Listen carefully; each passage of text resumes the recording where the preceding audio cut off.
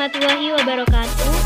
Kami dari kelompok 15 PKL AKL SMKN 6 Jember tahun 2021. Proyek kedua, materi tentang pajak penghasilan pasal 21 yang dibimbing oleh Bapak Suharyanto SE.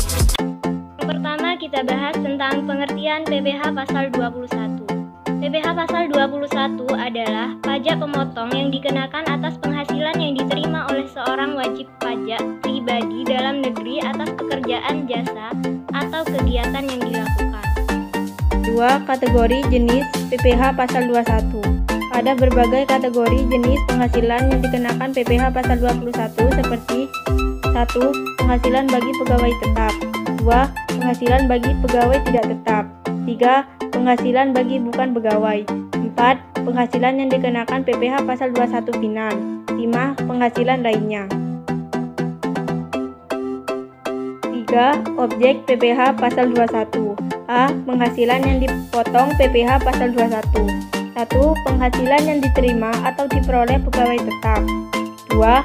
Penghasilan yang diterima atau diperoleh penerima pensiun secara teratur. 3. Penghasilan sehubungan dengan pemutusan hubungan kerja dan penghasilan sehubungan dengan pensiun. 4. Penghasilan pegawai tidak tetap atau tenaga kerja lepas. 5. Imbalan kepada bukan pegawai, antara lain berupa honorarium, komisi, fee, dan imbalan sejenisnya. 6. Imbalan kepada peserta kegiatan, antara lain berupa uang saku, uang representasi.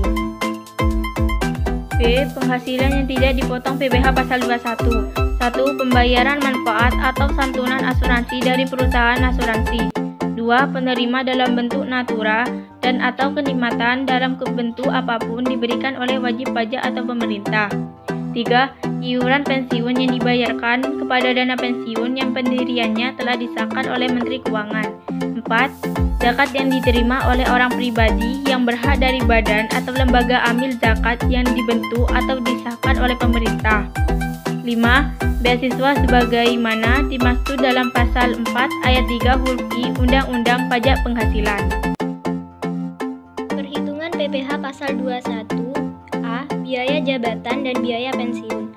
Menurut Peraturan Menteri Keuangan Nomor 250 PMK.03/2008 tanggal 31 Desember 2008. Besarnya biaya jabatan yang bisa dikurangkan dari hasil bruto untuk perhitungan pemotongan pajak penghasilan bagi pegawai tetap ditetapkan 5% dari penghasilan bruto, maksimal 6 juta setahun atau 500.000 per bulan.